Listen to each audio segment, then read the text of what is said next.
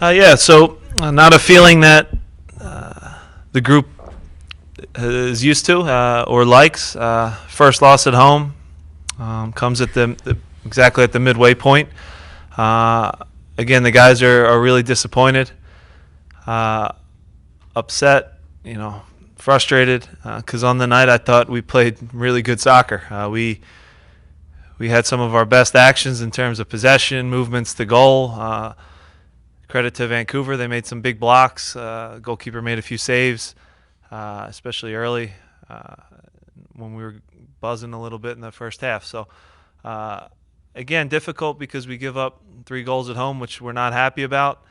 Again, getting a little too stretched against a team that counters the way Vancouver does. They break quickly. I thought Hurtado was dangerous for them, holding the ball up, letting their team move. Obviously, Kakuta Mane in space was a handful for us. I don't think we gave up a ton of chances, but the ones we did, we were punished for. And good teams punish you. And Vancouver is a good team. We have a good team too, and that needs to be said. This group fights hard every game. They never quit to the end. On a different night, I think we could get points out of this one. I thought the performance again was strong, was good. You're starting to see a lot of good combinations and movement. Just got to get the final pass right and finish our chances.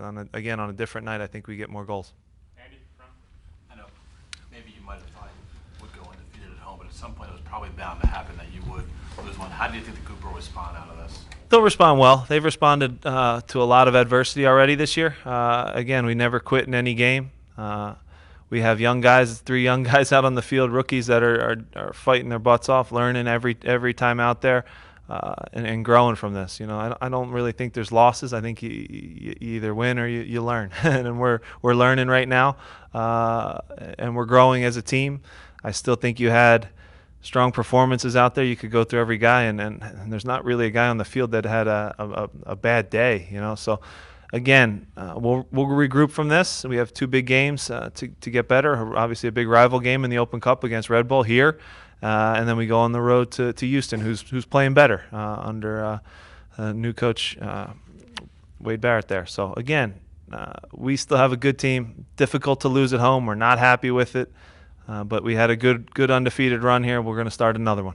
How concerned are you with the defense? Last 3 games, allowing 3 goals. Yeah, it's team defense. It's not the back 4. It's not individuals. Again, we didn't give up a ton of great looks to them in the run of play.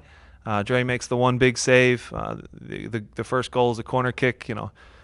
Dre knows he could do better, and the second one actually comes off of a really good attack that we have going forward. Have numbers in the box. Keela tries to make a play. It gets deflected. Kid makes a great first-time ball out to Mane, and Josh is in space.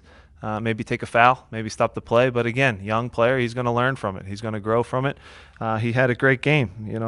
He played very well for us. So again, the third one is, I take for that because we went to a 3-5-2. We pushed and took a huge risk. We threw numbers forward, and they punished us. So again, that one's on me. So you do have to look at all the goals. How many good goals have we given up? We could go through the last, it is a lot. I'm pissed about that. Don't get me wrong, and we'll get it fixed. But a lot of silly goals, I would say. Mike, all right. Tranquillo was in the 8 again tonight. How did you think he performed there tonight? Good. I thought he moved us well as a team. He connected a lot of passes. Again, he finds the balance of playing forward and getting it back off of Roland or Osinho. You can see the way they move and find each other. It's fun to watch. It's great for the fans. Obviously, it's exciting. It puts a team under pressure, under duress. It fatigues them. Vancouver, though, credit to them, they hung on after the first half, even though we were down 2-1. I still thought we played really well, and I thought we wore them out a little bit, but they caught their second wind in the second half and got their 3 points. Jonathan, you're on the right. I know you've been asked endlessly about CJ being out and when he's going to be back, but do you think at all that a night like this, when the guys who were out there just couldn't quite get the ball in the net, might be a cause to go shopping and see if there might be something more to boost this thing? No, CJ's going to be back soon. I think Fabian in his absence has done a great job. I mean, he's created chances. One inch to the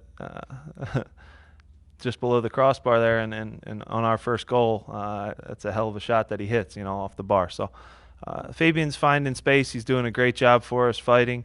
Do you miss a good player like CJ Sapong? Of course you do. You always want your full stable of guys, but the thing you don't see that where this is important and it adds up through the 34 games is now Fabian's getting a great experience. He's not just out there. He's contributing in a major way for us. So we're happy with him and his growth and where he's at. And CJ will be back soon, and I like our two forwards. We create enough chances. It's not an issue. We scored the most goals in the league going into the game, so we're okay in that regard.